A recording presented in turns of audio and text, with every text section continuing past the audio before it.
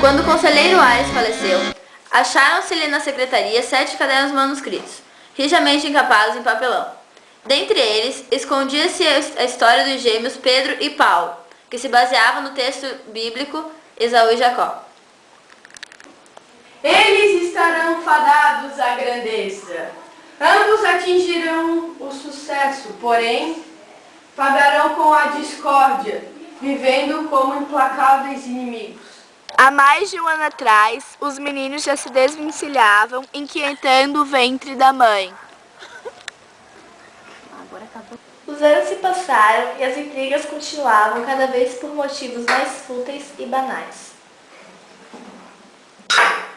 Checkmate. Por mais que os irmãos crescessem, as brigas aumentavam. Mudavam apenas os motivos. Eles já estavam formando suas personalidades. Pedro é dissimulado e conservador. Paulo é impossível e arrebatado. Já adultos, a discórdia dos gêmeos passa a ser política. Paulo é republicano e Pedro monarquista. Os dois se enfrentavam até em relação ao amor. Eles eram apaixonados pela mesma moça. Flora, o alvo da afeição dos dois irmãos, era uma moça retraída, modesta e tinha um temperamento avesso a festas e alegrias. O conselheiro Aires estranhava as atitudes da moça e disse aos meninos como seu comportamento era inexplicável. Flora não conseguia se decidir entre os dois por achar que eles se completavam. Ela encontrava em um o que faltava no outro, vendo neles as características que montariam o homem ideal. Flora acabou por morrer sem conseguir optar por um dos irmãos. Com a morte de Flora, os dois gêmeos juraram que a partir dali iriam se entender. Porém, não demorou muito tempo para que as divergências reaparecessem. Os gêmeos voltaram a dar uma trégua com a morte da mãe. Os dois irmãos se elegeram deputados e a disputa continuou em plena tribuna. Pedro e Paulo chegaram ao poder por partidos diferentes e absolutamente irreconciliáveis.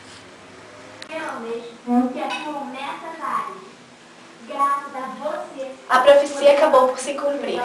Ambos grandes, porém inimigos.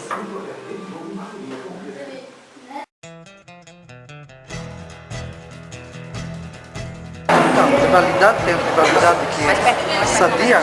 Bom, rapaziada do segundo D, rivalidade política. Bom, assim, ó, historicamente, desde quando o homem começou a viver em sociedade, houve essa briga pelo poder. Automaticamente, pela busca do poder, cria-se rivalidades. Só que no meio da luta pelo poder, existe um detalhe chamado povo, que muitas vezes é desconsiderado em nome dessas rivalidades. Então, na maioria das vezes, a rivalidade ela não é salutar, não é saudável. Por quê? Porque leva o povo a perder. E fere automaticamente o princípio da democracia. O que eu acho da política no Brasil ultimamente, ela tem mudado. Eu penso que um pouco para positivo, porque a gente já teve ditadura militar no Brasil, que foi uma época em que eu vivi assim um pouquinho a minha infância e jovem, as consequências, não diretamente. No Brasil a eleição é um fator muito positivo, importante. Uma pena que o nosso povo se deixa conduzir por pessoas que às vezes compram voto, iludem e usam mal o poder público. Vocês têm aqui na escola uma rivalidade sadia quando jogam a Olimpíada, sem querer machucar o outro. E tem rivalidades que às vezes por si não tem. E político, no Brasil tem um político vocação, que já é um pensamento filosófico da época... Ah, meu Deus, agora já virou aqui. Ela é loira, não percebi ainda. Não. Ela é loira. Toda rivalidade não é errada, né? Não deve existir rivalidade. Rivalidade é sei lá, é uma coisa que se usa, né? Alguém vai sofrer.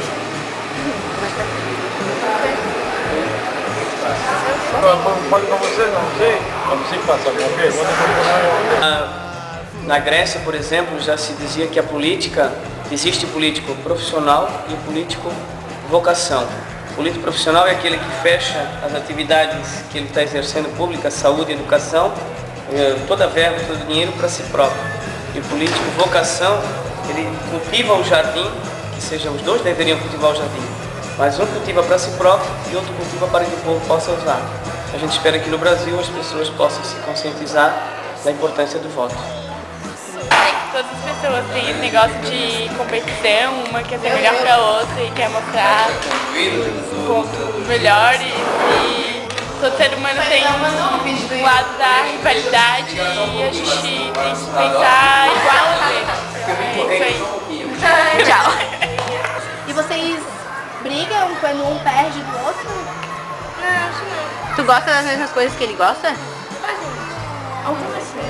Ele é mais velho. Ah, então vocês não brigam muito. Vocês brigam pela televisão? Não. Não? Por videogame? Vocês não brigam muito? Só coisa de mim. O que ele faz pra te irritar? Pode. O que mudou de antigamente para agora? O que tu acha de política? Antigamente as pessoas tinham mais ideologia, tinham mais partido. E hoje o que provou nessa última eleição é que as pessoas são práticas. Fez a obra, inaugurou a escola, inaugurou o asfalto, eles votam. Depende do tipo de rivalidade que você quer. Quantas rivalidades? Tem rivalidade até um certo ponto é bom, né? Por causa que ajuda a melhorar, ajuda a competir. Se não tivesse tipo rivalidade entre, sei lá, quem fabrica a máquina fotográfica, não quer melhorar. Só quando ele quer jogar que tu não quer deixar, fala assim. Monarquia, depois a questão... Então assim, no Brasil, do Império, que é a República, na verdade a República nem foi fundada, né? Ela surgiu com a abolição da escravatura, foi o troco que os brasileiros deram no imperador por ter tirado deles a riqueza, né? Que era uma mão de obra escrava. Depois veio toda aquela história dos primeiros governos e assim por diante, né? Inclusive Florianópolis tem um dos nomes por isso, né? Floriano Peixoto. Mas sempre assim, ó, a rivalidade ela é prejudicial à população, porque o projeto não é para beneficiar as pessoas, o que elas precisam, o que elas sonham, o que elas necessitam, e simplesmente manter o poder. Quando ele quer jogar, tu não deixa ele jogar. Quando ele vem no clipe, a gente tinha meu presente, ele não vai jogar. Ele é muito mais velho que tu? Tem 15 anos para jogar. Não querem saber de ideologia, de partido, de nada. Pode votar para qualquer um. Não, desde... Ô guri, tu tem problema na cabeça? Tem problema na cabeça? As pessoas tentam fugir da guerra, mas não percebem que o mundo é uma guerra. Mesmo se você não gostar de fazer um esporte radical, onde você compete com outras pessoas, você está vivendo, você faz um concurso para vestibular e você está competindo com todo mundo. Tudo é uma guerra, entendeu? Então você tem que aprender a se adaptar com isso, e rivalidade com irmãos não é muito diferente disso. É isso aí, eu tenho 4 irmãos, mas... Faz um rap. Na época de vocês, quando eu tinha idade de vocês, a gente andava protestando, andava brigando, a gente sabia de tudo isso. O negócio é o seguinte, irmão. A rivalidade entre irmãos é irada. É irada. É irada. Então ainda hoje, por exemplo, no país, principalmente nos interiores, se tem muito isso, cidades pequenas, né? Você não vota na pessoa, você vota numa cor ainda partidária, histórica, né? E simplesmente para derrotar, vencer, entende? Então a pessoa fica em segundo plano, importa é a briga, o conflito, né? Isso não é saudável, não gera avanço, assim por diante. Como tinha lá entre monarquia e república, continua ainda hoje, assim por diante, né? Hoje através das siglas partidárias. Agora com a queda das ideologias, esquerda, direita, ficou uma salada meio mista e o povo ficou meio perdido, né? Então a gente tem que retomar um pouquinho mais a parte bonita disso, a parte boa, não essa parte da violência, da perseguição, né? Maus tratos e assim por diante. A rivalidade entre irmãos, eu acho que ela é sempre muito grande. Na maioria dos casos, eu e meu irmão, a gente não se dá muito bem, na maioria das vezes. E rivalidade entre salas, assim, eu nunca senti isso, porque a nossa sala é muito unida, foi uma sala que veio da junção entre outras salas e todo mundo é amigo, ninguém tem rivalidade. De vez em quando alguns casos assim digamos, de não entrosamento entre alguns indivíduos, mas nunca causa problema grande. Quando a minha irmã e os meus primos vão jogar videogame, cada um quer uma coisa. Ah, quer Sims, eu quero Devil May Cry e o meu outro primo só quer jogar porra de futebol. Isso é chato. Isso é muito chato. Obrigada. Foi muito bom. Mas a nossa sala, cara, ela é uma corrente. Nossa sala é uma corrente. Concordo plenamente. Pra tudo a gente é unido. Se alguém se machuca, a gente vai lá e quebra o cara. É isso aí. Eu vou citar um exemplo que aconteceu.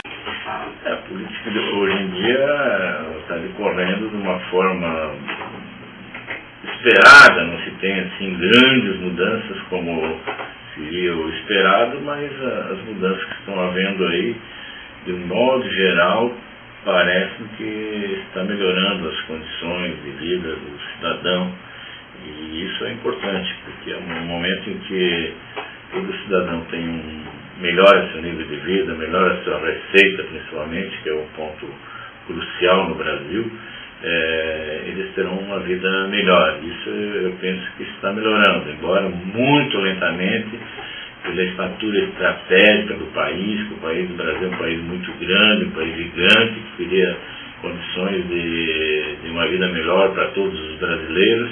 Infelizmente, por deficiências históricas, não tem se preocupado muito com a população. E hoje nós vemos grandes bolsões de pobreza, e isso não pode coexistir com um país em desenvolvimento, principalmente com um país desenvolvido. Então, esses são pontos chaves que os políticos têm que prestar atenção. Sei que não é muito fácil, mas quem ousou liderar, quem ousou se candidatar a prefeito, a governador, a deputado, senador, vereador, tem que se preocupar com isso, tem que ter competência para o exercício do cargo. E o que nós vemos ao longo desses anos? Na realidade, inabilidade, para não dizer incompetência, no exercício das suas funções. É por isso que o Brasil não cresceu, a sua população não desenvolveu tanto quanto deveria desenvolver. Vamos. Vou dar pra fora. Tá, então começa daí. Tá, desde o primeiro... Não. Qual a opinião política... Olha com calma. Tá bom. Qual a opinião sobre a política de hoje em dia?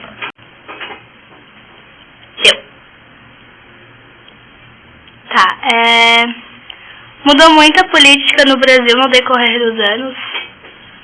A mudança é constante. Cada legislatura, cada processo eleitoral, acontece mudanças. Os eleitores mudam sua preferência, em função também do lançamento de candidatos por diversos partidos. Isso traz sempre uma mudança na política.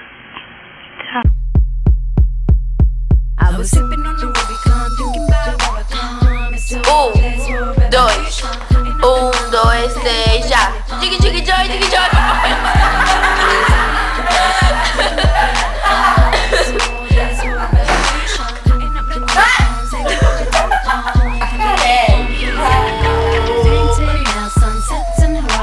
Já.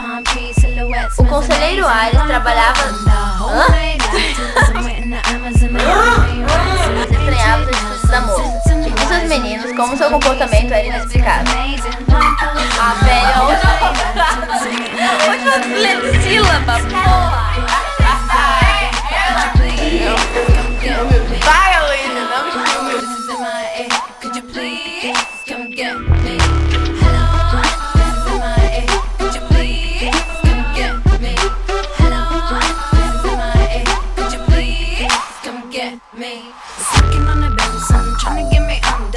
Let me go, I don't want your attention. Under submission, out of frustration.